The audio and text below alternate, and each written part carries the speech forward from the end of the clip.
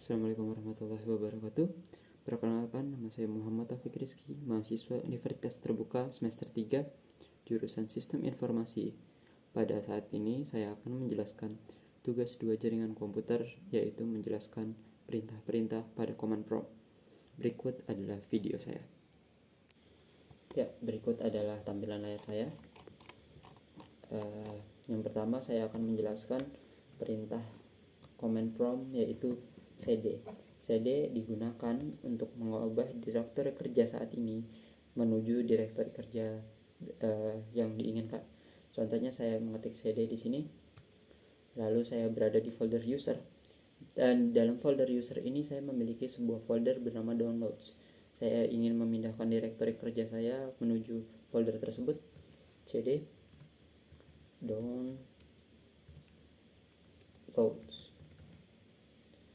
Oke. Lalu direktori kerja saya telah pindah menjadi ke downloads. Bagaimana jika saya ingin memindahkan kembali? Yaitu cd titik-titik untuk memindahkan untuk naik satu tingkat ke folder sebelumnya. Saya folder direktori kerja saya saat ini kembali ke folder user. Oke.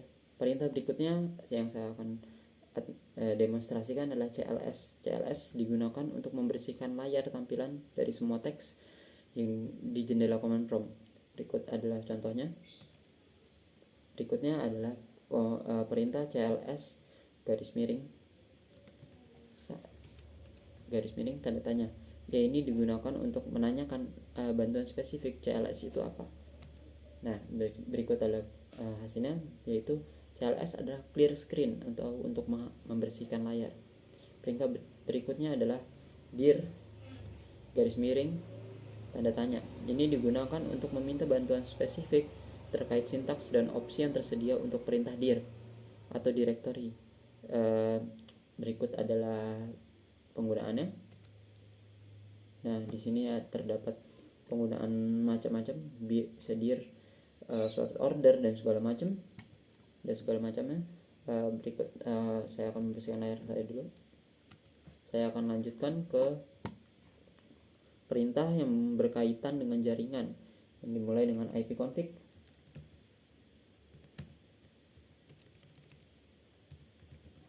ipconfig sendiri yaitu untuk menampilkan jaringan dasar untuk semua adapter jaringan yang aktif, termasuk alamat IPv4 atau IPv6, subnet mask, dan default gateway. Berikut adalah penggunaannya. Selanjutnya ada ipconfig all. ipconfig all digunakan untuk melihat semua menampilkan semua konfigurasi jaringan yang lengkap dan rinci. Ini mencakup semua tambahan seperti physical address atau status DHCP, waktu sewa, alamat server DNS, dan juga informasi WINS.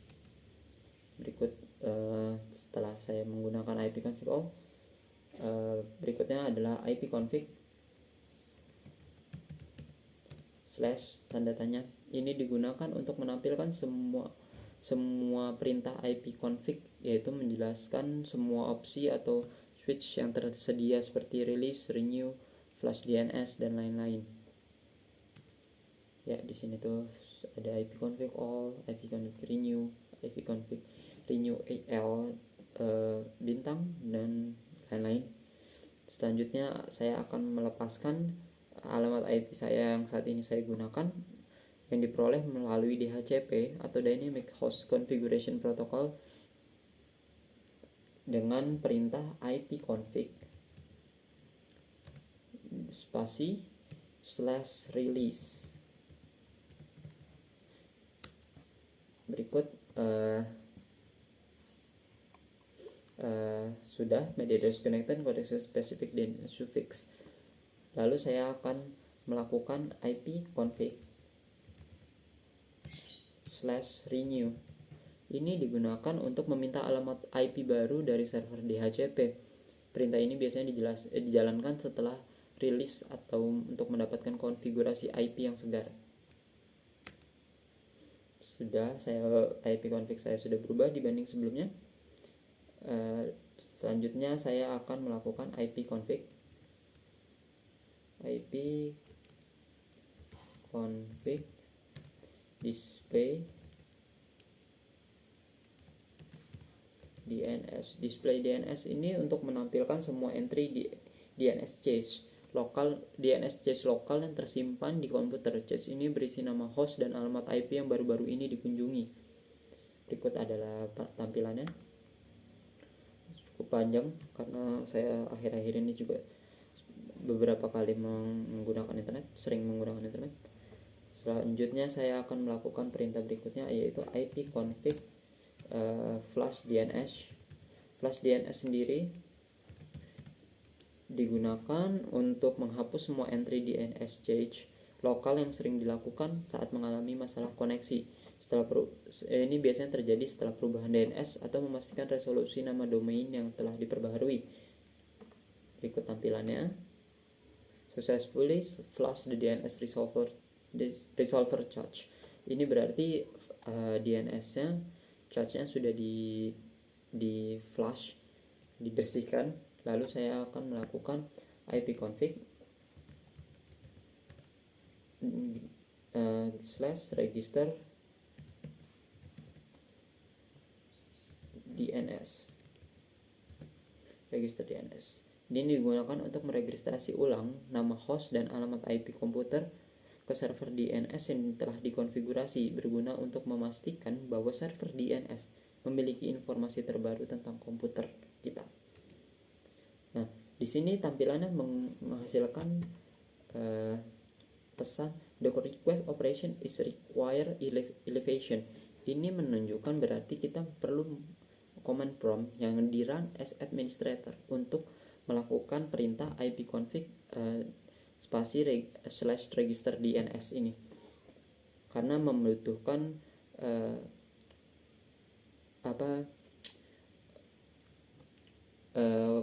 otoritas lebih. Karena layar saya sudah penuh, saya akan membersihkan dulu CLS. Yaitu selanjutnya saya akan mendemonstrasikan perintah yang berkaitan dengan diagnostik dan monitoring jaringan yang dimulai dengan ping. Ini digunakan untuk mengirim data ICMP echo request ke host atau alamat IP untuk menguji konektivitas dan mengukur waktu yang dibutuhkan paket untuk kembali atau latensi. Oh, maaf, ini di sini saya lupa. Untuk misalnya ping, kita sertakan dengan nama webnya google.com contohnya. Nah, di sini akan ping google.com. Nah, di sini sudah ini, yaitu minimum average-nya adalah 41 millisecond, maksimumnya ada di 52 millisecond, dan average-nya berada di 46 millisecond. Berikutnya saya akan melanjutkan netstat. Netstat ini juga digunakan untuk menampilkan statistik jaringan, termasuk koneksi TCP or UDP yang aktif, port yang mendengarkan, tabel perutaan, statistik antarmuka jaringan, dan opsi umum. Opsi umum adalah netstat spasi strip ano untuk menampilkan ID proses. Netstat strip ano saja. Nah, di sini akan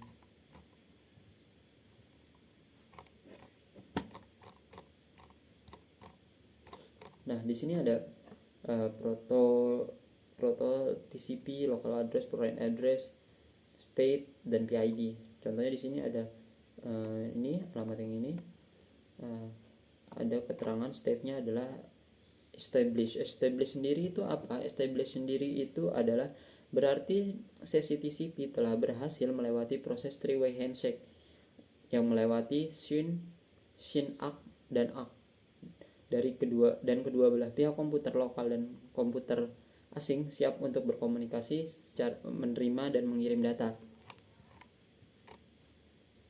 Sementara di sini masih ada juga yang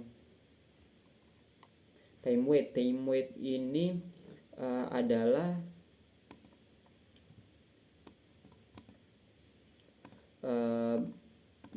koneksi telah ditutup oleh sisi lokal atau komputer personal kita, tetapi sistem operasi menunggu selama periode waktu tertentu biasanya di 60 detik, 120 detik, atau 240 detik sebelum benar-benar membebaskan port tersebut.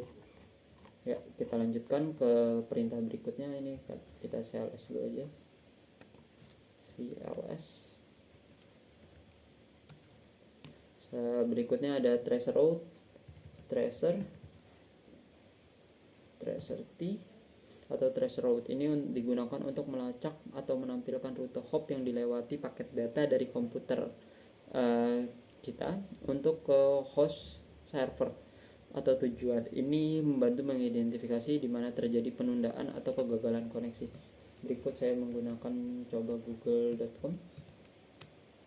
Nah, ini akan memakan waktu untuk tracernya.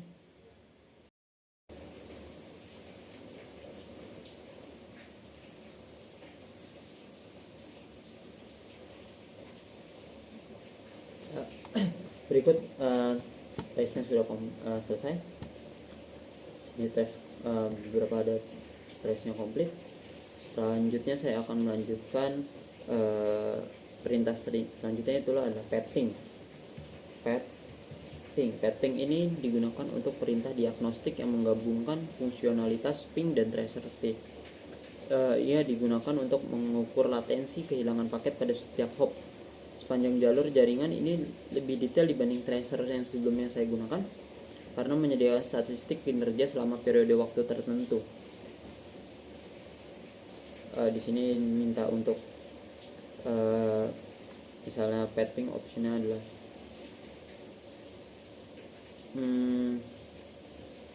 saya akan menggunakan pathing ke google.com saja, coba ya.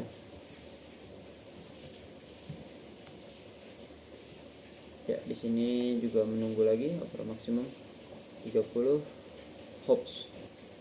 Ya, berikut ini sudah selesai untuk pathing google.com. Trace complete di sini, yaitu waktunya pertama 3 milisecond dan seterusnya.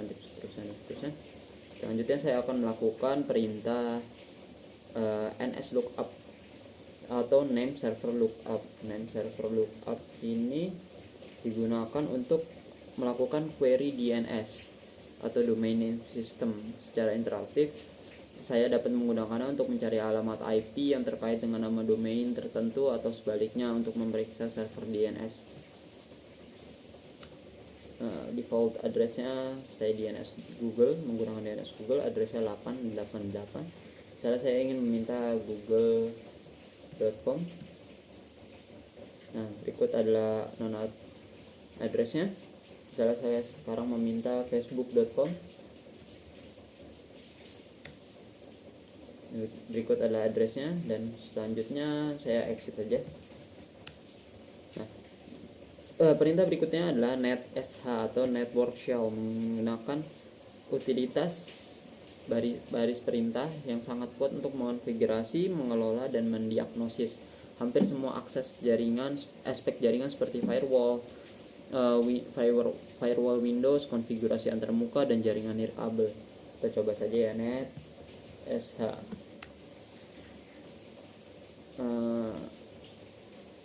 Netsh. Saya akan coba menggunakan web.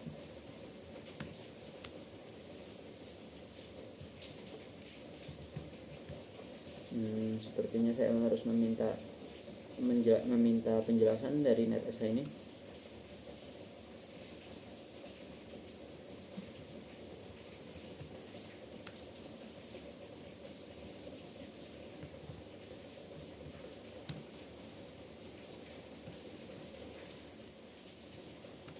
Nah, di sini adalah komennya. Di sini ada display comment list, ada untuk add konfigurasi entry to a list of entry, dan seterusnya. Di sini ada firewall, bridge, delete, dan semacamnya. Selanjutnya saya akan melanjutkan perintah route. Sebelumnya saya bersihkan dulu layar saya. Perintahnya route.